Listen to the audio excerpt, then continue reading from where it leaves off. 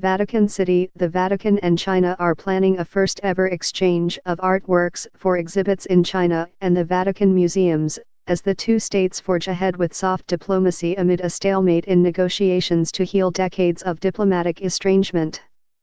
The parallel exhibits announced yesterday, involving an exchange of 40 works of art from the Vatican's collection of Chinese bronzes, ceramics, cloisonné and paintings, and 40 works from China, are due to open simultaneously in March in the Forbidden City and the Vatican's Anima Mundi Ethnological Museum.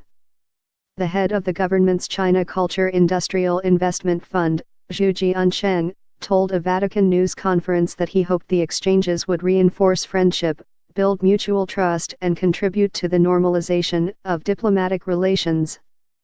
The dual exhibitions would open a new era in people-to-people exchanges between China and the Vatican, he said. The exhibit in China will travel to 4 other cities after its Beijing inauguration, including Xi'an and Shanghai. The investment fund is a Chinese government and Communist Party vehicle for monetizing soft power initiatives in media, culture, and exhibitions. Its shareholders include the Bank of China, the Ministry of Finance and China International Television Corporation, which operate under orders from China's cabinet, the State Council, and the ruling party's Central Committee led by President Xi Jinping.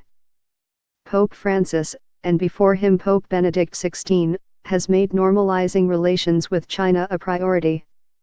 But the Vatican and China remain at odds over the Vatican's insistence that the Pope have the authority to name bishops. China views the Vatican position as an infringement on its sovereignty. Scholars and human rights activists say they only expect Xi's attitude toward religious and ethnic minorities to become tougher following his appointment to a second term as party leader during the recent party congress. Vatican Museum officials declined to enter into the diplomatic standoff, or hopes that it might end, during yesterday's news conference announcing the initiative, deferring to their Chinese guests.